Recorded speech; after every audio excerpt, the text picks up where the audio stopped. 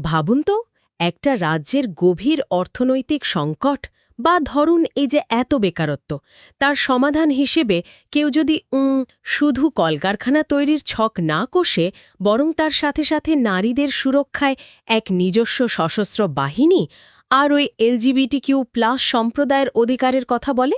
হ্যাঁ, শুনতে একটু অবাক লাগছে, তাই না? একদম, মানে একটা প্রথাগত রাজনৈতিক রূপরেখার সাথে এই যে আধুনিক প্রজন্মের সামাজিক ন্যায় বিচারের মিশেল, এটা তো সচরাচর দেখা যায় না। ঠিক। আসলে আমরা সাধারণত দেখি রাজনৈতিক ইশতেহার মানে পাতার পর পাতা জিডিপি আর মেগা প্রজেক্টের ওই একঘেয়ে হিসেব নিকেশ।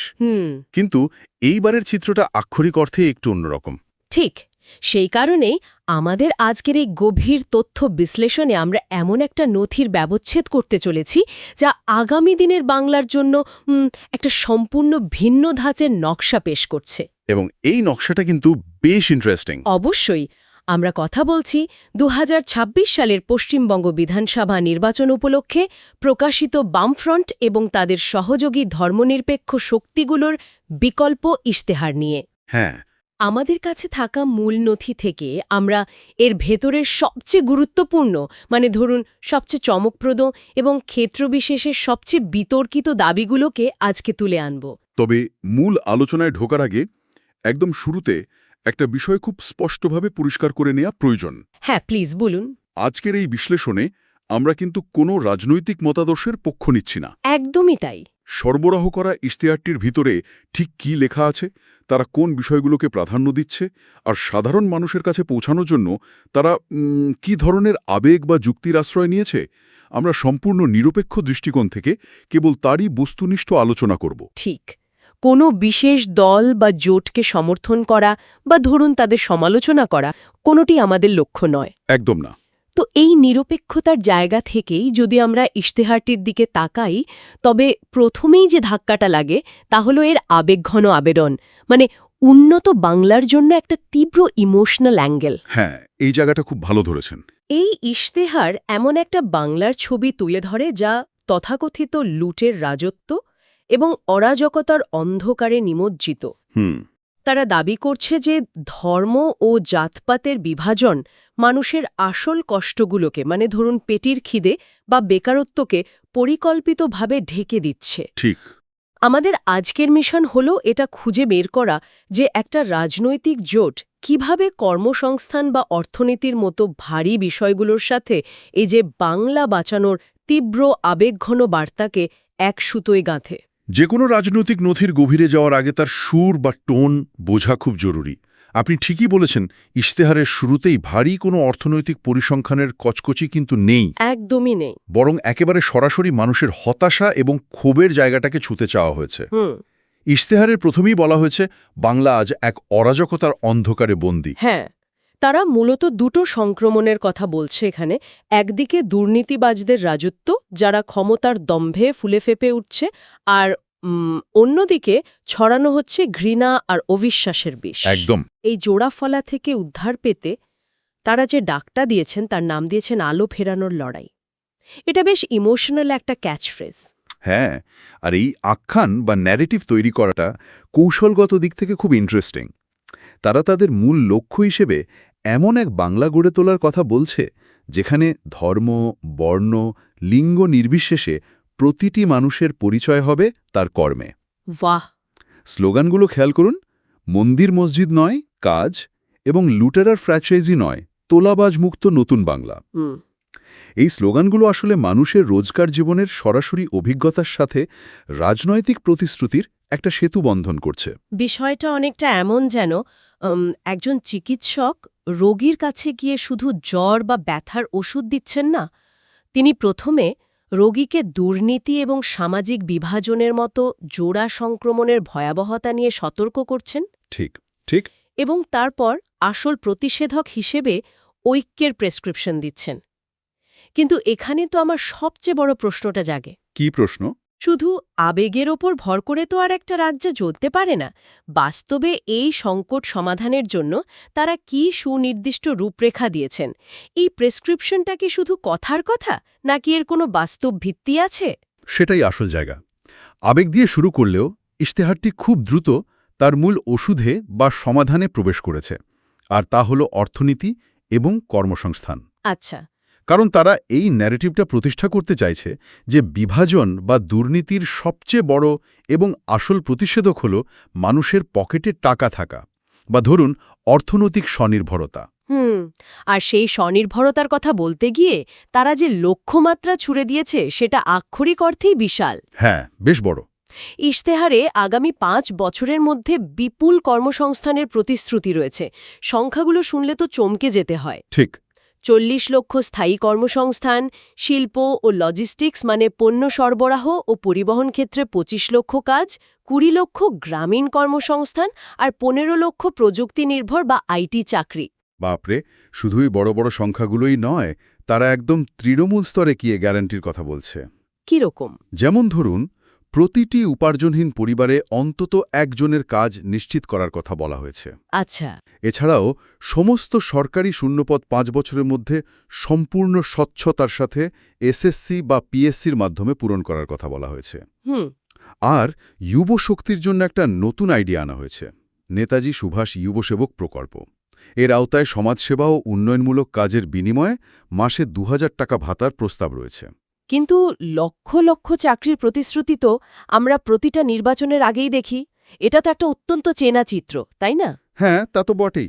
কিন্তু এই ইশতেহারের ক্ষেত্রে এমনকি সুনির্দিষ্ট বিষয় আছে যা একে আলাদা করছে। কারণ শুধু চাকরি দেব বললে তো আজকাল আর কেউ বিশ্বাস করতে চায় না। একদমই। আমি এখানে বিশেষ করে দুটো পয়েন্ট নিয়ে আপনার বিশ্লেষণ চাইব। প্রথমত, প্রতিটি নিবন্ধিত বেকারকে কমপক্ষে 2টি চাকরির সুযোগ বা কল দেওয়ার প্রতিশ্রুতি। আর দ্বিতীয়ত, নতুন উদ্যোগ বা স্টার্টআপ ব্যর্থ হলে 50% ঋণ মকুফ করার আইডিয়া। এই দুটো আমার কাছে বেশ অভিনব লেগেছে। আপনার এই দুটো পয়েন্ট বেছে নেওয়াটা একদম সঠিক হয়েছে, কারণ এখানে কি করা হবে এর চেয়ে কিভাবে করা হবে তার একটা মেকানিজম বা পদ্ধতি দেখা যাচ্ছে। আচ্ছা। প্রথমে নিবন্ধিত বেকারদের 2টো চাকরির কল দেওয়ার কথায় আসি। এমপ্লয়মেন্ট এক্সচেঞ্জের নাম লিখিয়ে বছরের পর বছর বসে থাকাটা আমাদের রাজ্যের একটা খুব সাধারণ ছবি। হ্যাঁ, খুব পরিচিত দৃশ্য এটা।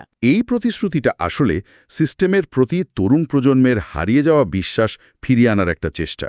এটা শুধু চাকরি দেওয়ার ফাঁকা বুলি নয়, বরং সুযোগ দেওয়ার একটা কাঠামোগত নিশ্চয়তা তৈরি করছে। মানে ধরুন একজন 25 বছরের যুবক যিনি গত 5 বছর ধরে এমপ্লয়মেন্ট ব্যাংকের নাম নথিভুক্ত করে ফ্রাস্ট্রেশনে ভুগছেন, তাকে অন্তত 2টো ইন্টারভিউ বা কাজের সুযোগ দেওয়ার আইনি গ্যারান্টি দেওয়া হচ্ছে। একদমই তাই। আর দ্বিতীয় পয়েন্টটা, মানে ওই স্টার্টআপ ব্যর্থ হলে 50% ঋণ মকুবের বিষয়টা আরও কৌতূহলোদ্দীপক। হ্যাঁ, ওটা নিয়ে বলো। এটা সরাসরি তরুণ প্রজন্মের উদ্যোক্তা হওয়ার ভয়কে অ্যাড্রেস করছে। আমাদের এখানে সাধারণত স্টার্টআপ শুরু করার ক্ষেত্রে সবচেয়ে বড় বাধা হলো যদি টাকাটা ডুবে যায়। কিন্তু দাঁড়ান, এখানেই তো আমার সবচেয়ে বড় খটকাটা লাগছে। কেন? ঋণ মকুব। এটা তো এমনও হতে পারে যে কেউ ইচ্ছে করে একটা ভুয়ো ব্যবসার মডেল দেখালো, ব্যাংক থেকে লোন নিল, তারপর ব্যবসার ডকে ওঠার নাম করে অর্ধেকের বেশি টাকা গায়েব করে দিল। এটা অনেকেই ভাবতে পারে। এই ধরনের নীতি কি বেপরোয়া বা দায়িত্বজ্ঞানহীন ব্যবসাকে প্রশ্রয় দেয় না? এটা খুবই যুক্তিসঙ্গত একটা সন্দেহ। তবে ইশতেহারের পেছনের ইকোনমিক লজিক বা অর্থনৈতিক যুক্তিটা সম্ভবত অন্যরকম। কি রকম? তারা ভেঞ্চার ক্যাপিটালিজমের মডেলে ভাবতে চাইছে। যে কোনো নতুন ব্যবসায় একটা নির্দিষ্ট শতাংশ ব্যর্থ হবেই, এটাই স্বাভাবিক। তা তো বটে। কিন্তু সেই ব্যর্থতার ভয়ে যদি কেউ নতুন উদ্ভাবন বা ইনোভেশনের দিকে না যায়, তাহলে তো রাজ্যে নতুন শিল্পই তৈরি হবে না। ঠিক। তাই এই 50% ঋণ মকুবের বিষয়টা আসলে একটা মনস্তাত্ত্বিক সেফটি নেট বা সুরক্ষা বলয় দেওয়ার চেষ্টা, যাতে তরুণরা ঝুঁকি নিতে ভয় না পায়। বুঝতে পারছি। অবশ্যই এর জন্য অত্যন্ত কড়া স্ক্রিনিং বা যাচাই পর্বের প্রয়োজন হবে, না হয় আপনার বলয় দুর্নীতির ফাঁদটা থেকেই যায়। বুঝতে পারছি। উদ্ভাবনকে উৎসাহ দেওয়ার জন্য আইটি বা প্রযুক্তি নির্ভর শিল্পের ক্ষেত্রে নতুন সফটওয়্যার ও হার্ডওয়্যার পার্ক তৈরি এবং স্টার্টআপদের জন্য বেঙ্গল হাব তৈরির কথাও বলা হয়েছে দেখলাম। হ্যাঁ, ঠিক। কিন্তু শুধু আইটি হাব বা বড় শহরের শিল্পের বাইরেও বাংলার এক বিশাল অংশ গ্রামে ও অসংগঠিত ক্ষেত্রে কাজ করে। কর্পোরেট উন্নয়নের পাশাপাশি সেই মেহনতি মানুষের জন্য ইশতেহারে কি ব্লুপ্রিন্ট দেওয়া হয়েছে? ইশতেহারের এই অংশটা গ্রামীণ অর্থনীতিকে পুরোপুরি ঢেলে সাজানোর কথা বলছে। আচ্ছা। কৃষকদের জন্য স্বামীনাথন কমিশনের সুপারিশ অনুযায়ী ১৬টি ফসলের ন্যূনতম সহায়ক মূল্য বা এমএসপি ১.৫ গুণ করার কথা বলা হয়েছে। এটা সারা দেশের কৃষকদেরই একটা অত্যন্ত পুরনো এবং বড় দাবি। পাশাপাশি ১০০ দিনের কাজের প্রকল্পে একটা বিরাট পরিবর্তনের প্রস্তাব আছে। গ্রামে এখনকার ১০০ দিনের বদলে ২০০ দিন কাজের গ্যারেন্টি এবং শহরে ১২০ দিন কাজের গ্যারেন্টির কথা বলা হয়েছে। বাপরে, ডাবল প্রায়। হ্যাঁ, আর শুধু দিন বাড়ানো নয়, মজুরি বাড়িয়ে একেবারে ৬০০ টাকা করার কথা বলা হয়েছে। শহরে অসংগঠিত শ্রমিকদের কথাও বেশ জোর দিয়ে বলা হয়েছে এখানে, যেমন শ্রমিকদের দৈনিক ন্যূনতম মজুরি ৭০০ টাকা করা। ঠিক। আর সবচেয়ে গুরুত্বপূর্ণ যেটা মনে হলো, অ্যাপ ভিত্তিক বা গিগ ওয়ার্কার্স, অর্থাৎ এই যে যারা সুইগি, জোম্যাটো বা উবারে দিনরাত হাড়ভাঙ্গা খাটুনি খাটছেন, তাদের সামাজিক সুরক্ষার আওতায় আনার প্রতিশ্রুতি। হ্যাঁ, এটা একটা বড় পদক্ষেপ। এই গিগ ওয়ার্কারদের তো কোনো নির্দিষ্ট কাজের সময় নেই, কোনো পিএফ বা ইন্স্যুরেন্স নেই। নারী ও পুরুষ নির্বিশেষে সমান কাজের জন্য সমান মজুরি নিশ্চয়তাও দেওয়া হয়েছে। একদম। এবং আরও একটা বিষয় এখানে যুক্ত করা হয়েছে, কৃষিক্ষেত্রে নবজাগরণ বা অ্যাগ্রো রেনেসা। সেটা কি? সমবায় মালিকানায় আধুনিক রাইস মিল তৈরি করা এবং গ্রামীণ সমবায় ব্যাংকগুলোর সংস্কার করে সহজ শর্তে কৃষি ঋণের ব্যবস্থা করার কথা বলা হয়েছে। তারা চাইছে কৃষিকে শুধুমাত্র বেঁচে থাকার উপায় না রেখে একে একটা লাভজনক উদ্যোগে পরিণত করতে। এই প্রস্তাবগুলো শুনতে তো দারুণ লাগছে, কিন্তু আমি এখানে আবারও একটা রূঢ় বাস্তবের প্রশ্ন তুলতে চাই। বলুন। আপনি বলছেন শ্রমিকদের মজুরি বাড়িয়ে ৭০০ টাকা করা হবে, ফসলের সহায়ক মূল্য ১.৫ গুণ করা হবে, কিন্তু এই টাকাটা আসবে কোথা থেকে? এটাই সবচেয়ে বড় প্রশ্ন। এটা তো অনেকটা এমন যে একটা পুরনো গাড়ির ফুয়েল ট্যাঙ্কে তেল নেই, কিন্তু আমরা অ্যাক্সেলারেটরে জোরে চাপ দিয়ে যাচ্ছি স্পিড বাড়ানোর জন্য। এত বিপুল খরচের যোগান কি একটা রাজ্যের পক্ষে দেওয়া সম্ভব, বিশেষ করে যখন বড় শিল্পের প্রসার হতে অনেকটা সময় লাগে? এই প্রশ্নটা অত্যন্ত তীক্ষ্ণ এবং গুরুত্বপূর্ণ। আপনি যেটাকে অ্যাক্সিলারেটরে চাপ দেওয়া বলছেন, অর্থনীতিবিদরা একে ডিমান্ড সাইড ইকোনমিক্স বা চাহিদাকেন্দ্রিক অর্থনীতি বলেন। আচ্ছা। এই ধরনের নীতির মূল ভিত্তি হল নিচুতলার মানুষের ক্রয় ক্ষমতা বৃদ্ধি করা। তাদের যুক্তি হল, যখন কৃষক বা শ্রমিকের হাতে বেশি টাকা আসবে, তখন তারা সেই টাকা জমিয়ে রাখবে না, তারা খরচ করবে। ঠিক, তারা বাজারে গিয়ে চাল, ডাল, কাপড়, সাইকেল বা মোবাইল কিনবে, অর্থাৎ বাজারে জিনিসের চাহিদা বাড়বে। এই চাহিদা মেটাতেই তখন কারখানাগুলোকে উৎপাদন বাড়াতে হবে, যা আবার নতুন কর্মসংস্থান তৈরি করবে। অর্থাৎ মানুষের হাতে টাকা দেওয়াই হলো অর্থনীতি ঘোরানোর প্রথম চাকা। ঠিক তাই। তবে আপনি ওই যে গাড়ির ফুয়েল ট্যাঙ্কের তেলের কথা বললেন, ওই জায়গাতেই সবচেয়ে বড় ফাঁকটা থেকে যাচ্ছে। হ্যাঁ, প্রথম ধাক্কা টাকাটা। একদম।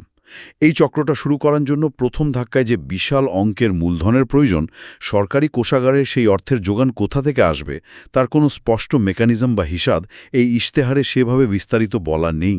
সেটাই। টাকা ছাপানোর ক্ষমতা তো আর রাজ্য সরকারের হাতে নেই। তাই এই প্রতিশ্রুতিগুলো বাস্তবায়নের প্রথম ধাপটা অত্যন্ত চ্যালেঞ্জিং হতে বাধ্য। আর অর্থনীতিকে চাঙ্গা করতে হলে শুধু মানুষের পকেটে টাকা দিলেই তো হয় না, মানুষ সেই টাকা কোথায় খরচ করছে সেটাও দেখতে হয়। একদম ঠিক কথা। শিক্ষা আর স্বাস্থ্য খাত যদি ভেঙে পড়ে, তাহলে তো মানুষের আয়ের একটা বড় অংশ বেসরকারি নার্সিংহোম আর টিউশন ফি দিতেই বেরিয়ে যাবে। এই জায়গায় সামাজিক পরিকাঠামোর ক্ষেত্রে ইশতেহারটি কোন দিকগুলোতে জোর দিয়েছে? এটা খুব প্রাসঙ্গিক একটা পয়েন্ট। সামাজিক পরিকাঠামো খাতে বরাদ্দের একটা সুনির্দিষ্ট হিসাব তা দিয়েছে। আচ্ছা। রাজ্য বাজেটের ২০% শিক্ষা খাতে এবং ১০% স্বাস্থ্য খাতে বরাদ্দের প্রতিশ্রুতি দেওয়া হয়েছে। ওহ, এটা তো বেশ বড় ফিগার। হ্যাঁ, শিক্ষার ক্ষেত্রে একটা বড় ঘোষণা হল স্নাতক বা গ্র্যাজুয়েশন স্তর পর্যন্ত ছাত্রছাত্রীদের টিউশন ফি সম্পূর্ণ মওকুফ করা। পাশাপাশি বিজ্ঞান, প্রযুক্তি, প্রকৌশল ও গণিত, যাকে আমরা সংক্ষেপে স্টেম বলি, তার উপর বিশেষ জোর দেওয়া হয়েছে, যাতে ছেলেমেয়েরা আধুনিক শিল্পের জন্য তৈরি হতে পারে। স্বাস্থ্যের ক্ষেত্রেও বেশ কিছু চমকপ্রদ প্রস্তাব রয়েছে। বয়স্কদের জন্য ৬,০০০ টাকা বার্ধক্য ভাতা এবং স্বাস্থ্যসেবা নামের একটি প্রকল্পের প্রস্তাব রয়েছে। হ্যাঁ। প্রবীণদের জন্য প্রতিটি মহকুমায় আধুনিক কেয়ার হোম বা জেরিয়াট্রিক কেয়ার, অর্থাৎ বয়স্কদের বয়সোচিত রোগব্যাধি এবং তাদের যত্নের জন্য বিশেষায়িত চিকিৎসাকেন্দ্র তৈরির কথাও বলা হয়েছে। ঠিক। কিন্তু এই পুরো স্বাস্থ্য খাতে আমার সবচেয়ে উল্লেখযোগ্য যে দিকটা লেগেছে তা হল মানসিক স্বাস্থ্যকে পেশাগত স্বাস্থ্যের বা অকুপেশনাল হেলথের অংশ হিসেবে স্বীকৃতি দেওয়া। মানসিক স্বাস্থ্যকে এই স্তরে গুরুত্ব দেওয়াটা রাজনৈতিক ইস্তেহারের ইতিহাসে বেশ অভিনব। একদমই তাই। সাধারণত আমাদের দেশের ইস্তেহারগুলোতে ভৌত পরিকাঠামো বা হাসপাতাল ভবনের উপরই বেশি জোর থাকে, কিন্তু আজকের দিনের কাজের জায়গায়, তা সে কর্পোরেট অফিস হোক বা কারখানার ফ্লোর, মানসিক চাপ বা স্ট্রেস যেভাবে বাড়ছে, তাতে মানসিক স্বাস্থ্যকে কাজের পরিবেশের অবিচ্ছেদ্য অংশ হিসেবে স্বীকার করাটা একটা অত্যন্ত আধুনিক এবং বাস্তববাদী দৃষ্টিভঙ্গির পরিচয় দেয়। আর নারী সুরক্ষার দিকটাতেও ইশতেহারটি বেশ কড়া এবং সংবেদনশীল অবস্থান নিয়েছে। নারীর ক্ষমতায়নের ক্ষেত্রে 20 লক্ষ স্বনির্ভর গোষ্ঠী তৈরি করার কথা বলা হয়েছে। আর একটা খুব বড় সমস্যার কথা এখানে স্বীকার করা হয়েছে।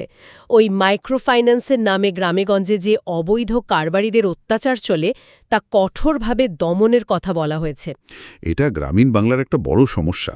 তবে আমার সবচেয়ে বেশি নজর কেড়েছে যেটা, তা হল নারীর নির্যাতন দমনে প্রতিটি জেলায় পুলিশের নিজস্ব সশস্ত্র অভয়া বাহিনী গঠনের প্রস্তাব। এই সশস্ত্র অভয়া বাহিনী গঠনের প্রস্তাবটি কিন্তু শুধু আইন শৃঙ্খলার বিষয় নয়, এটি খুব গভীর একটা সামাজিক ও রাজনৈতিক বার্তা দেয়। একদম। এটি সাম্প্রতিককালের সামাজিক আন্দোলনের, বিশেষ করে নারী নিরাপত্তা নিয়ে তিলোত্তমা বা অভয়া প্রসঙ্গের প্রতি এক তীব্র সংবেদনশীল ও আবেগময় প্রতিক্রিয়া। একদম। এটা যেন বলছে, আমরা রাস্তার আন্দোলন দেখেছি, আমরা মানুষের ক্ষোভ অনুভব করেছি, আর এটি হলো সেই রাস্তার ক্ষোভের প্রাতিষ্ঠানিক সমাধান। ঠিক। মানুষের মৌলিক চাহিদা, কাজ এবং নিরাপত্তার বিষয়টি মেটানোর পর ইশতেহারটি সমাজের বৃহত্তর মূল্যবোধ, পরিবেশ এবং সংস্কৃতির আত্মার দিকে মনোযোগ দিয়েছে। অন্তর্ভুক্তি বা ইনক্লুসিভিটির ক্ষেত্রে তাদের রূপরেখা কি? প্রান্তিক জনগোষ্ঠীর অধিকার রক্ষায় ইশতেহারটি বেশ সরব এবং আধুনিক। এখানে বিশেষভাবে LGBTQ+ এবং কুইয়ার সম্প্রদায়ের অধিকারের কথা বলা হয়েছে।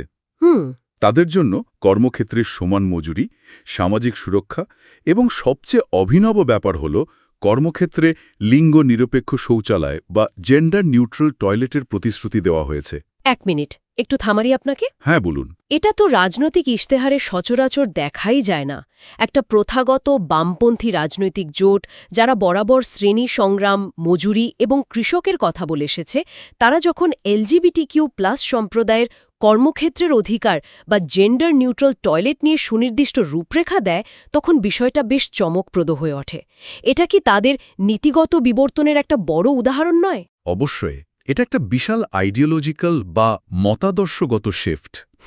তারা বুঝতে পারছে যে আজকের একদম নতুন প্রজন্মের কাছে, বিশেষ করে জেন জি ভোটারদের কাছে, শুধুমাত্র রুটি-রুজির লড়াই যথেষ্ট নয়। ব্যক্তিগত পরিচয়, লিঙ্গ বৈষম্য দূর করা এবং সামাজিক ন্যায় বিচার তাদের কাছে সমান গুরুত্বপূর্ণ। একদম ঠিক। তরুণ প্রজন্মের এই চিন্তাধারার সাথে নিজেদের যুক্ত করার জন্যই এই অন্তর্ভুক্তি। পরিবেশ রক্ষার বিষয়টিও একইভাবে তাৎপর্যপূর্ণ মনে হয়েছে। গাছ কাটা রুখতে রাজ্য জুড়ে সবুজ বাহিনী গঠনের কথা বলা হয়েছে। হ্যাঁ। এছাড়াও নদী ভাঙন রোধে কার্যকরী কর্মসূচির পাশাপাশি খাল, বিল, জলাভূমি ভরাটের বিরুদ্ধে কড়া অবস্থানের কথা বলা হয়েছে। আর আমাদের রাজ্যের একটা অত্যন্ত পরিচিত সমস্যা, বেআইনি বালি ও পাথর পাচার, সেটা বন্ধে কঠোর আইনের কথা বলা হয়েছে। আর ঠিক এই বেআইনি পাচার বা দুর্নীতির প্রসঙ্গ থেকেই এই ইশতেহারের অন্যতম সবচেয়ে সাহসী এবং বিতর্কিত অর্থনৈতিক রূপরেখাটা উঠে আসে। কোনটা বলুন তো? সেটা হলো সিস্টেম লিকেজ বা প্রাতিষ্ঠানিক দুর্নীতি বন্ধ করার দাবি। ইশতেহারে সরাসরি বলা হয়েছে যে সিন্ডিকেট ও কাটমানি বন্ধ করার মাধ্যমে রাজ্যে বছরে 50,000 কোটি টাকা সাশ্রয় করা সম্ভব। 1 মিনিট, 50,000 কোটি টাকা? হ্যাঁ, ঠিকই শুনেছেন। এটা তো অনেক রাজ্যের পুরো বাজেটের সমান। সিন্ডিকেট বা কাটমানি বন্ধ করে এই বিশাল পরিমাণ টাকা বাঁচানো সম্ভব। এটা তো মুখের কথা নয়, এর মেকানিজম কি? শুধু বললেই তো আর তৃণমূল স্তরের দুর্নীতি বন্ধ হয়ে যায় না। এটাই এই ইশতেহারের সবচেয়ে বড় ফাঁক এবং একই সাথে সবচেয়ে বড় প্রতিশ্রুতি। অর্থনীতিতে একে প্লাগিং দ্য লিকেজ বলে। তাদের দাবি হল সরকারি প্রকল্পের টাকা, বালি, কয়লা খাদানের রাজস্ব বা নির্মাণের ক্ষেত্রে যে বিপুল পরিমাণ টাকা বর্তমানে বেআইনিভাবে প্রভাবশালী মহলের পকেটে যাচ্ছে, সেটা রুখতে পারলেই রাজ্যের কোষাগারে এই টাকাটা ফিরে আসবে। আচ্ছা। তবে হ্যাঁ, আপনি ঠিকই বলেছেন। এর মেকানিজম কি হবে, কিভাবে এই গভীরে প্রথিত দুর্নীতিকে উপড়ে ফেলা হবে, তার কোনো বিস্তারিত রূপরেখা এখানে নেই। এটা পুরোটাই নির্ভর করছে কঠোর রাজনৈতিক সদিচ্ছা এবং প্রশাসনের উপর। সাধারণ মানুষের রোজগার খরচের বোঝাও কমানোর কিছু সুনির্দিষ্ট কথা বলা হয়েছে, যেমন বিদ্যুৎ বিভ্রাট ও বিলের কথা। হ্যাঁ, যারা আয়কর দাতা নন তাদের ১০০ ইউনিট পর্যন্ত বিদ্যুৎ সম্পূর্ণ বিনামূল্যে এবং ২০০ ইউনিট পর্যন্ত অর্ধেক দামে দেওয়ার প্রতিশ্রুতি দেওয়া হয়েছে। ঠিক। এছাড়া সাধারণ মানুষের আপত্তির কথা মাথায় রেখে প্রিপেড স্মার্ট মিটার বসানো বন্ধ করার কথাও বলা হয়েছে।